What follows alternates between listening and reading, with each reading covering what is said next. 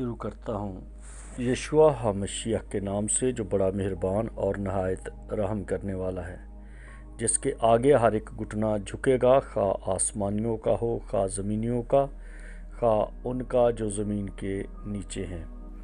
MCM university کے تمام students اور مبارک منسٹری میں خدمت کرنے والے بھائیوں بہنوں کو سلام، شلوم، جے مسیح کی۔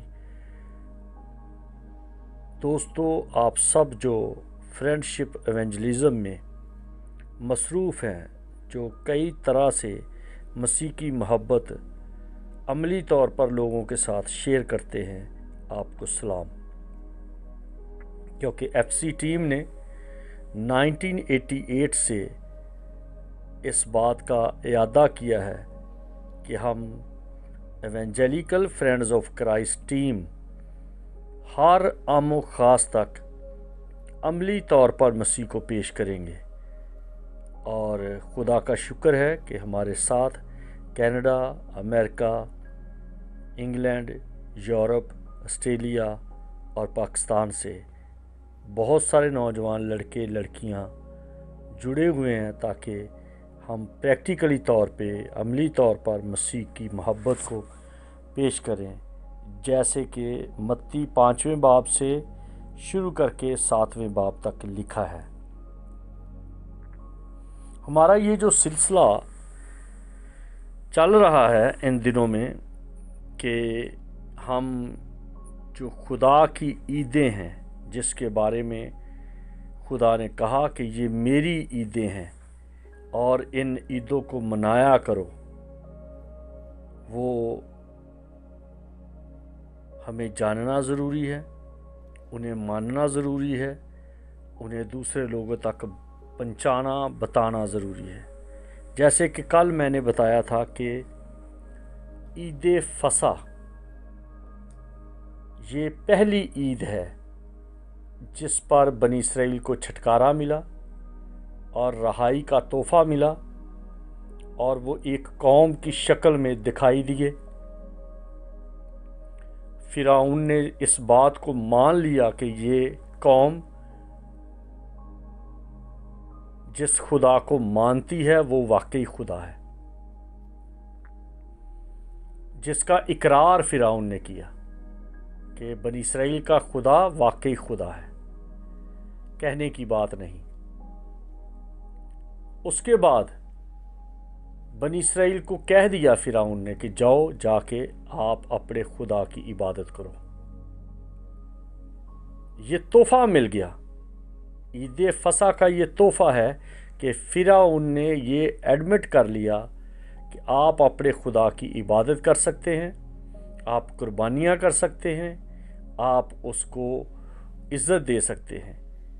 گو بعد میں انسانی طور پر وہ فکر مند ہو گیا، کیونکہ اس کے مشیروں نے اس بات کا ایک طرح سے اسے خوف دلا دیا کہ اگر سارے بنی اسرائیل چلے گئے تو ملک میں لیبر کون کرے گا۔ تو وہ پھر بھاگے اور انہوں نے مصریوں کو اس طرح سے جوشیلا بنا دیا کہ تمام مصری بنی اسرائیل کو پکڑنا چاہتے تھے، پھر سے غلام بنانا چاہتے تھے۔ اب بنی اسرائیل اس بات کو جان چکے تھے کہ ہماری فصح ہو چکی، ہماری عید ہو چکی، ہمارے پلوٹھے، ہمارے گھر کے ہر کوئی پیارا محفوظ ہے، اور اب ہمیں غلامی میں دوبارہ نہیں جانا۔ تو انہیں 10 دن لگ گئے مصر سے اس بیابان میں، جو حورب کا میدان ہے، جو سینا کا سلسلہ ہے۔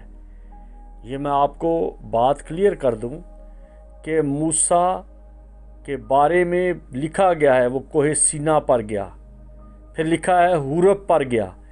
تو دوستو اس بات کو یاد رکھیں کہ جو سینا کا سلسلہ ہے وہ بہت بڑا سلسلہ ہے۔ سینا کا سلسلہ بالکل ایسے ہی ہے جیسے میاں والی سے چکوال سے खेवड़ा से होते हुए आगे जेलम की तरफ आगे बढ़ते जाएं, केटू का सिलसिला आ जाता है और हमालिया तक जाता है। और देखिए ये इसके कई नाम हैं। कोई इसको खेवड़े की पहाड़ियाँ कहता है, कोई इसको कहता है कश्मीर की पहाड़ियाँ, कोई कहता है इसको केटू की पहाड़ियाँ, कोई कहता है हमालिया का सिलसिला। लेकिन चोटी उसकी जो बड़ी है वो हमालिया, और जिससे कहा जाता है ये सिलसिला हमालिया है। कोई कहता है ये सिलसिला केटू है, कोई कहता है ये सिलसिला खेवड़ा के नमकीन पहाड़ हैं। लेकिन जो हकीकत में है वो हमालिया है। इसी तरह से इसकी कोहे सीना की कई पहाड़ियों के मुख्तलिफ नाम हैं, लेकिन सिलसिला सीना है। इसकी किसी चोटी का नाम हम ये देखते हैं कि ये हुरब है, और इसमें और छोटे छोटे कई पहाड़ आ गए।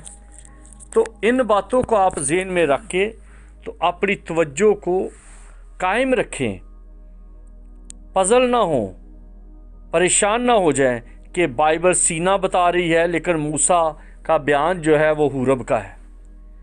जब ये 10 दिन हो गए तो फिर मूसा कोहे सीना पर या हुरब पहाड़ पर चला गया। 40 दिन वो वहाँ पर रहा, और जब वापस आया तो इसका मतलब है कि वो 50वां दिन था। तो 50वां दिन जो है ये बाइबल बताती है कि तेरे 7 सबत हों, तो फिर ये 7 सबत का मतलब है ये दुखों का सबत है, डबल सबत हैं। इसे ख़ास सबत भी कहा गया, और ये 7 सबत हैं, और ये दुखों का सबत है, ये ईद है। और जब इन 7 सबतों के बाद ईद होती थी उसको कहा जाता था जुबली की ईद, उसको कहा जाता था ईद पेंतीकोस्त, उसको कहा जाता था सिमखा तोरा। जब हिब्रू में कहा गया है कि सिमखा तोरा, और यूनानी में पेंतीकोस्त कहा गया, और 50वें दिन की ईद जुबली की ईद यानी कि आज़ादी की ईद। तो आप ये देखिए कि ये दूसरी ईद पर खुदा ने कौम बनी इसराइल को तोहफा दिया है कि तुम आज़ाद हो, तुम किसी को गुलाम ना बनाना। जुबली की ईद का मतलब होता था कि जो तुम्हारे गुलाम हैं उन्हें आज़ाद कर दो, कोई किसी तरह का गुलामाना काम ना हो। हाँ, अगर कोई खुशी खुशी मालिक के साथ रहना चाहता है, खुशी के साथ गुलाम रहना चाहता है, खुशी के साथ नौकर बन के रहना चाहता है, तो उसको गुलाम ना समझा जाए बल्कि उसको उस घर का फ़र्द समझा जाए, और उसकी चौखट पर उसका कान रख के छेद दिया जाए, सुराख कर दिया जाए। और ये इस बात का सबूत है कि जब किसी के नाम का कान छेदा जाए तो इसका मतलब होता है कि ये उस शख्स का या उस घर का या उस कौम का ये ज़र खरीद गुलाम है। तो जो मुख्तलिफ लोग अपने बच्चों के कानों में सुराख करते हैं और कहते हैं ये इसका नाम मंगता है, ये हमने फ़लाँ पीर से मांगा है, यानी कि ये उस पीर का गुलाम है। ये उस पीर का गुलाम इस तरह से है कि अब ये उसी का ही रहेगा, उसके नाम का है। तो बाइबल कहती है कि जुबली के साल किसी को गुलाम ना रखा जाए, उसको आज़ाद कर दो। और ये आज़ादी की ईद ना सिर्फ कौम बनी इसराइल ने मनाई कोहे सीना के सिलसिला में, सीना के मैदानों में, बल्कि ये यरूशलेम में भी मनाई गई जब शागिर्दों पर रूह नाज़िल हुआ। उस वक़्त कौम बनी इसराइल पर, मूसा पर रूह नाज़िल हुआ, और रूह ने, क्योंकि खुदा रूह है, ज़रूर है कि उसके परस्तार रूह और सच्चाई से उसकी परस्तिश करें, तो उस रूह ने बनी इसराइल को कानून दिए लिख कर अपनी उंगली से, जिसे कहा गया है 10 अहकाम, जिन्हें कहा गया है 10 कमांडमेंट्स, जिन्हें कहा गया है मोहब्बत के कानून, मोहब्बत की डोरियां। क्योंकि जब कानून दिया जाता है तो इसका मतलब होता है खुदा आपसे मोहब्बत रखता है। अगर किसी को डांटा जाता है तो इसका मतलब है कि अगर बाप डांटता है किसी बेटे को तो बाप उससे मोहब्बत रखता है। जैसे इब्रानियों के ख़त में लिखा है कि खुदा जिससे मोहब्बत रखता है उसे डांटता है, उसे तंबीह करता है। फिर ये भी कहा गया है कि अगर तुम्हें वो डांट, वो तंबीह ना की गई जो औलाद को या बेटों को की जाती है, तो तुम बेटे नहीं बल्कि हरामजादे ठहरे। तो आगे लिखा है कि मैं जिस से मोहब्बत रखता हूं उसे कोड़े भी लगाता हूं, उसे डांटता भी हूं, उसे मारता भी हूं, उसकी पिटाई भी करता हूं, क्योंकि काट छांट उसी की होती है जिसका माली होता है। जिसकी काट छांट ना हो वो तो झाड़ियां बन जाती है। तो खुदा ने कौम बनी इसराइल को आज़ाद करवाया, मिस्र की गुलामी से आज़ाद किया, इंसान की गुलामी से, और मोहब्बत से आज़ादी के कानून हैं ये कि तुम आज़ाद हो लेकिन किसी का खून ना करना, तुम आज़ाद हो लेकिन किसी के साथ जिना ना करना, तुम आज़ाद हो किसी की चोरी ना करना, तुम आज़ाद हो लेकिन अपने बाप और माँ की इज़्ज़त करना, तुम आज़ाद हो लेकिन अपने खुदा का खौफ मानना, तुम आज़ाद हो लेकिन सब्बत के दिन को पाक मानना। जब कोई आज़ाद होता है तो वो आज़ादी के साथ, मैंने इधर यूरोप में देखा है कि रोड सिग्नल होते हैं, रोड पर मुख्तलिफ तरह के निशान लगाए होते हैं, एरो बनाए होते हैं कि आप किस तरह से सफ़र कर सकते हैं। फिर लाइटें लगाई हैं रोड के ऊपर, किस रो में आपको जाना है। ये सारा कुछ मोहब्बत है कि किसी का एक्सीडेंट ना हो जाए, किसी की जान ना ज़ाया हो जाए। जहाँ पर मोहब्बत नहीं किसी से, कोई कहता हमें क्या लगे। जिस माशरे में कानून की बालादस्ती नहीं है, जहाँ पर कानून नहीं है, वो लोग जानवरों से भी बदतर है। और जहाँ पर कानून है, जहाँ पर लाइन है, जहाँ पर तरतीब है, जहाँ पर इज़्ज़त व एहतराम है, वहाँ पर आज़ादी है। जिस घर में, एक मिसाल देना चाहता हूँ, किसी ने कहा कि वो कोई जा रहा था तो उन्होंने, ये एक मिसाल है, मैंने भी किसी से सुनी, सिर्फ उसका जो ख़ास है वो मैं आपको बताना चाहता हूँ।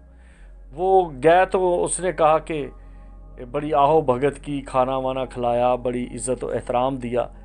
तो उसने जाते हुए कहा कि खुदा तुम्हें एक लीडर दे दे, आपके घर में एक लीडर हो। और वो चले गए, उसके साथ 2-4 जो लोग थे वो भी थे। किसी और घर में गए, उन्होंने भी इज़्ज़त की, खातर तवाज़ा की, तो लेकिन वो बात नहीं थी, कुछ गलत बातें हो गई। तो उसने जाते जाते ये कहा कि खुदा करे कि तुम सारे ही लीडर बन जाओ। वो घर वाले बड़े खुश हो गए, सारे लीडर। तो जो साथी थे उन्होंने पूछा कि सर आपने पहले ने बड़ी खातर तवाज़ा की, तो आपने कहा कि आपके घर में एक लीडर हो, और इन लोगों ने कोई इतनी ज़्यादा खातर तवाज़ा भी नहीं की, इज़्ज़त व एहतराम भी नहीं दिया, तो आपने कह दिया आपके सारे ही लीडर हों। तो उन्होंने कहा कि जब एक लीडर होगा तो एक कौम बन जाएगी, और जब हर कोई लीडर होगा तो पागल खाना बन जाएगा। तो खुदा अपनी कौम का रहनुमा मूसा को बना चुका था, इसलिए उसने कहा कि ये तुम्हारा लीडर है, और मूसा को कहा कि ये तेरी मोहब्बत की छड़ी है कि तू ये अहकाम इनको दे ताकि ये अच्छे बच्चे बन जाएं, ये अच्छी कौम बन जाए, किसी के साथ ज़्यादती ना करे। लेकिन इसका मतलब ये नहीं कि आप आज़ाद हो चुके हैं लेकिन दूसरे लोगों को तंग करें। आप हिस्ट्री पढ़ के देख सकते हैं कि इसराइल ने पूरी ज़िंदगी में यकूब से लेकर, क्योंकि यकूब को कहा गया इसराइल, तो स्टार्ट में, शुरू में जब सिक्कम में आए कौम बनी इसराइल, यकूब जिसको नाम इसराइल रखा गया, वो अपने 12 बेटे और एक बेटी के साथ मुल्क के नान में उसके शहर सिक्कम में आया। और जब सिक्कम में वो थे तो वहाँ पर जो सिक्कम था, जो उस बादशाह का भी मलक का बेटा था, उसने क्या किया। अभी मलक भी जो था वो एक टाइटल है, जैसे फिरौन एक टाइटल है, या भी मलक भी एक टाइटल है। तो जो वहाँ का बादशाह था सिक्कम, उसने दीना को पसंद कर लिया और दीना के साथ ज्यादती करके उसको छोड़ दिया। और फिर लावी ने और रोबन ने सिक्कम का वो हाल किया कि वहाँ पर बंदे नज़र नहीं आते थे, क्योंकि उन्होंने सबको मार दिया। इस बात का मतलब ये है कि उन्होंने अपने ख़ानदान के लिए, ये पहली जंग थी उनकी, ये पहली लड़ाई थी सिक्कम के साथ। क्योंकि इसराइल की, यहूदियों की ये हिस्ट्री में है कि ये शुरू किसी के साथ करते नहीं और एंड फिर अपनी मर्जी से करते हैं, क्योंकि ये ज़्यादती नहीं करते, और जो इनके साथ ज़्यादती करता है उसे छोड़ते नहीं, क्योंकि ये बातें उनके खुदा ने सिखाई हैं, उन्हें अहकाम उनके खुदा ने दिए हैं। ईद पैंतीकोस्त उनके खुदा ने उनका मुकर्रर किया है। जुबली की ईद उनके खुदा ने उनके लिए मुकर्रर की है। सबतों की ईद उनके खुदा ने मुकर्रर की है। ये एक ही ईद है जिसको कई तरह से, कई डिमेंशन से, कई व्यू से हम जान सकते हैं। सिमखा तोरा यानी कि तोरा के मिलने की खुशी, तौरेत के मिलने की खुशी। वो गमगीन नहीं हुए कि हमें हुक्म मिल गया, अब हम क्या करेंगे। उन्होंने खुशी मनाई। और अब भी जो कौम बनी इसराइल के साथ हमास ने या लिबनान ने या हजबुल्ला ने या फ़लस्तीन ने हमला किया है, तो सिमखा तोरा पे किया है। वो ईद मना रहे थे लोग, वो ये ईद पैंतीकोस्त भी है उनकी। ये सिमखा तोरा उनकी ईद है, जिस दिन उनको तोरा मिली। उनका सबत भी था उस दिन, उनकी ईद भी थी ईद पैंतीकोस्त। उनकी ईद भी थी जुबली की ईद, छुटकारे की ईद, रहाई की ईद। तो आप अंदाज़ा करें कि अगर इस टाइम पर कोई शरारत करेगा तो उनकी तो नस्ल में ऐसा नहीं है कि शरारत करें, लेकिन जो कोई शरारत करता है उसे वो छोड़ते नहीं। इसलिए इसका हासिल कलाम ये है, खुदा ने कहा है कि मेरी ईदें मनाना। मूसा को बार बार कहा कि इस कौम को कह के मेरी ईदें मनाया करें, और जब तुम ईद मनाओगे तो मैं तुम्हें तोहफा दूंगा, तुम्हें बढ़ाऊंगा, तुम्हें इज्जत बख्शूंगा, तुम्हें ताकत दूंगा, तुम्हारा रोब बढ़ाऊंगा। तुम गुलाम नहीं बल्कि मालिक बनोगे। तुम्हारा कान किसी की चौखट पर छेदा नहीं जाएगा, तुम लोगों के कान छेद दोगे। लोग खुशी के साथ तुम्हारे गुलाम बन जाएंगे, तुम दुनिया को गुलाम बनाओगे।